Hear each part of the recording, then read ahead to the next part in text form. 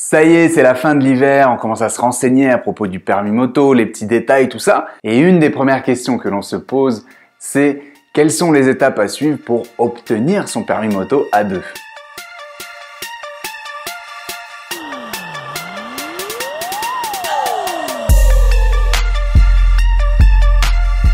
Salut, c'est Alex de permismotofacile.com. Aujourd'hui, on va voir les 5 étapes pour réussir et obtenir ton permis moto A2. La première, c'est choisir sa moto-école et s'inscrire. La deuxième, donc, obtenir son code moto, son épreuve théorique moto ou encore appelée ETM en plus court. Ensuite, c'est prendre des cours avec son auto-école, puis réussir l'examen du plateau, l'examen hors circulation. Et ensuite, épreuve finale, réussir l'examen en circulation, ce qu'on appelle la circu. Première étape et pas la moindre, c'est choisir la bonne moto-école et de t'y inscrire pour passer le permis moto A2.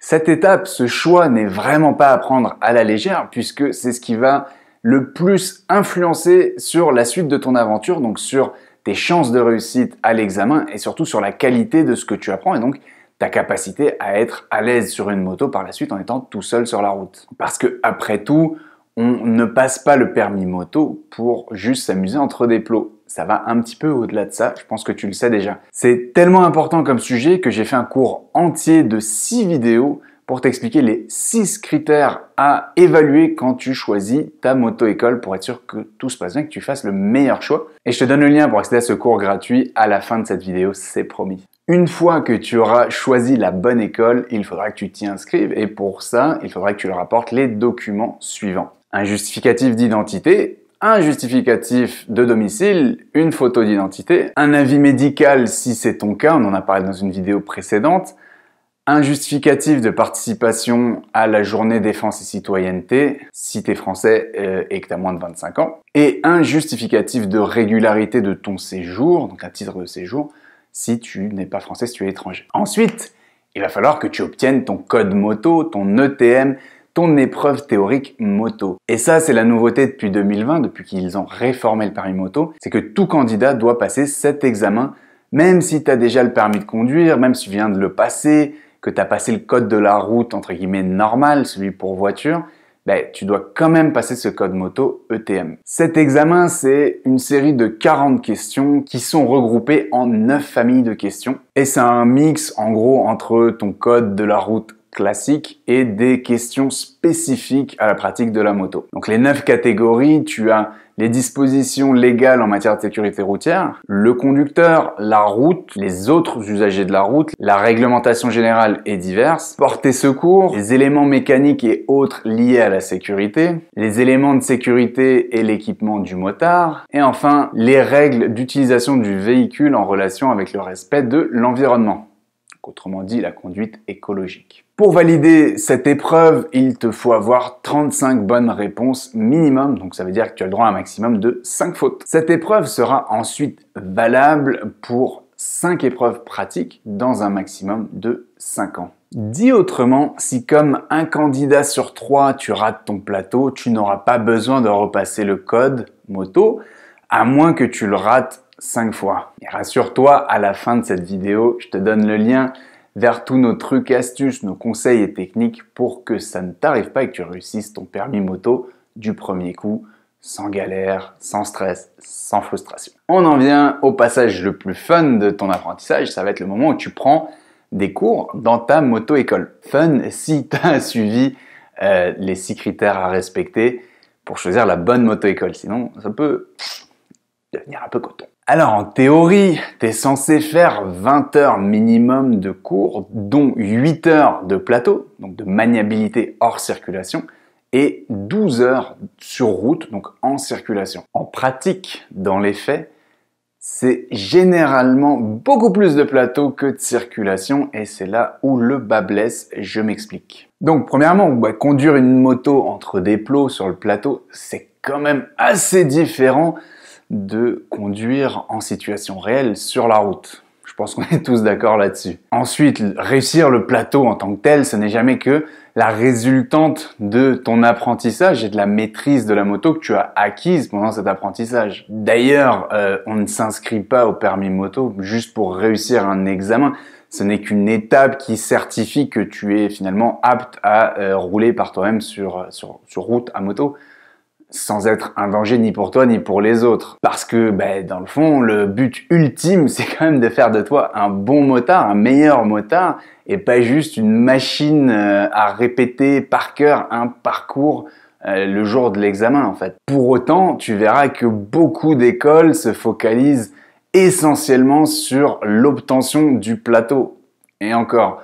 Et t'as même certaines écoles qui iront jusqu'à te dire que ton trajet entre le local de l'école et la piste, qui est parfois en dehors de la ville, exemple si t'es en Île-de-France, c'est souvent un peu plus loin en banlieue, ça coûte cher une piste, qui vont te dire que ce trajet-là compte comme de la circulation. Alors ça, tout dépend comment c'est fait, hein. Effectivement, si le trajet, on t'emmène du local à la piste en te faisant voir plein de situations diverses et variées, qu'on te parle au talkie pour te donner des conseils, etc., ça peut compter comme tel. Mais si c'est toujours le même trajet où tu fais périph' autoroute sans voir rien d'autre, est-ce qu'on peut encore appeler ça de la circulation quand le but de la circulation, c'est de t'amener à développer les bonnes compétences pour rouler en sécurité sur une variété de typologies de situations, de typologies de routes et de conditions.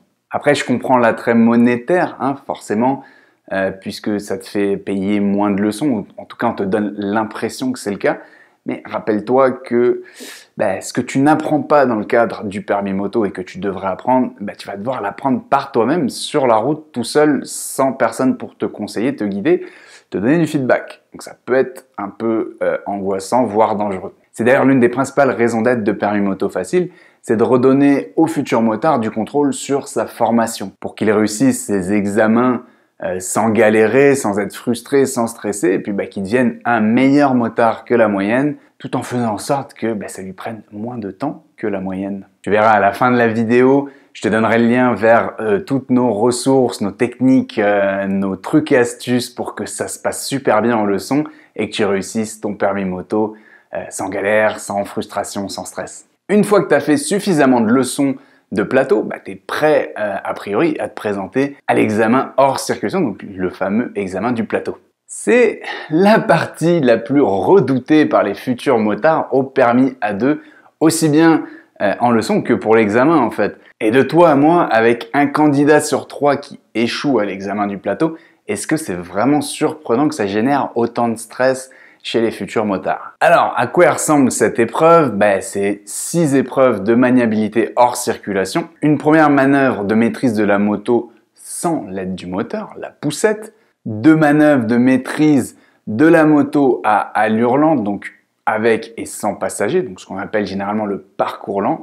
Et 3 épreuves de maîtrise de la moto à allure plus soutenue, plus élevée, qui sont le slalom, le freinage d'urgence et l'évitement. Tout ça, ça forme un parcours tout en un, où ces épreuves s'enchaînent sans arrêt, sans temps de pause, et ta note, elle est globale pour tout le parcours.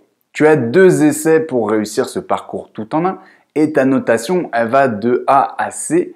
Donc A, c'est un sans faute, B, c'est que tu as fait une faute, et C, ça veut dire que tu as fait 2 fautes, et donc là, ton essai s'arrête et n'est pas validé, et si c'était ton premier essai, il te reste encore un essai pour réussir l'examen. Alors les principales difficultés sont le parcours lent, mémoriser le parcours, gérer ton stress et finalement le fait que quand tu rates ton premier essai, même si tu étais à 80% dans ton parcours, disons que tu avais fait ton parcours lent, ton freinage d'urgence, machin, et tu te foires dans ton évitement, c'est dommage, tu recommences tout au début.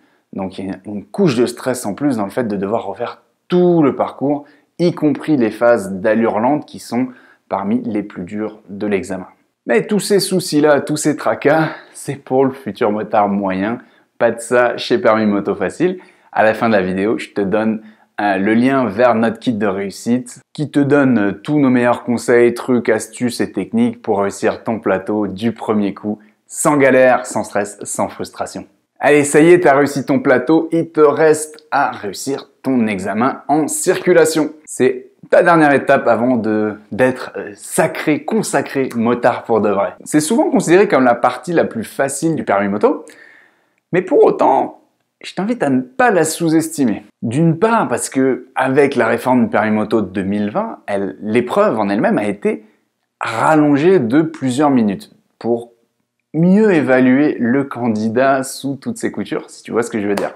Ensuite, même si c'est moins exigeant techniquement, on va dire, qu'un plateau, le parcours peut t'emmener sur beaucoup de zones à piège.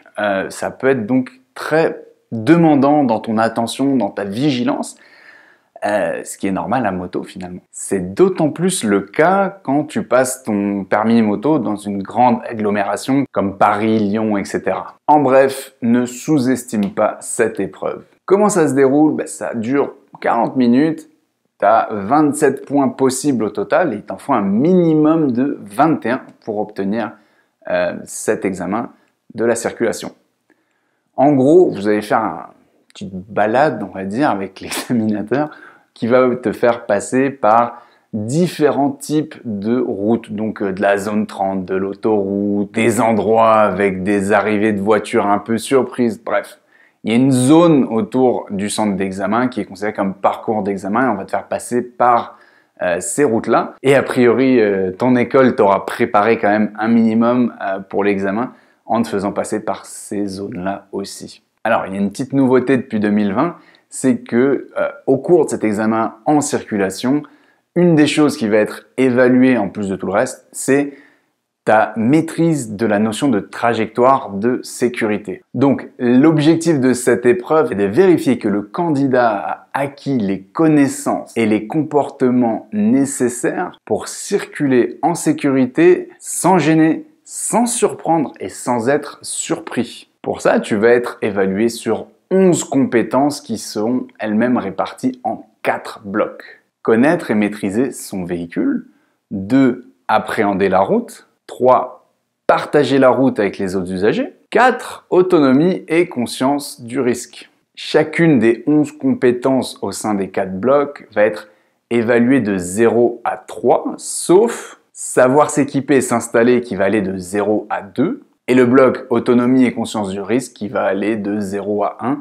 Et n'oublions pas le fameux point de courtoisie. La réussite de cette épreuve, elle repose sur 3 piliers qui sont au cœur de la méthode permis moto facile pour réussir la circulation. Le premier pilier, c'est de savoir déjouer les pièges classiques de l'examen. Le deuxième pilier, c'est de maîtriser les 18 situations clés de la vie de tous les jours à moto. Enfin, le troisième pilier, c'est d'apprendre et de mettre en place les 20% de comportements à moto qui vont compter pour 80% des résultats lors de l'examen. Comment apprendre tout ça? Bouge pas, on a atteint la fin de la vidéo et donc je vais pouvoir te donner le lien vers le kit réussite dont je t'ai parlé depuis tout le début, où tu pourras retrouver tous nos trucs, astuces, conseils et techniques pour réussir le permis moto facilement, sans stress et sans frustration. Donc aujourd'hui, la vidéo était un peu plus longue et on a vu les 5 étapes pour obtenir le permis moto A2 qui sont donc choisir et s'inscrire dans la bonne moto-école, réussir le code moto, l'ETM,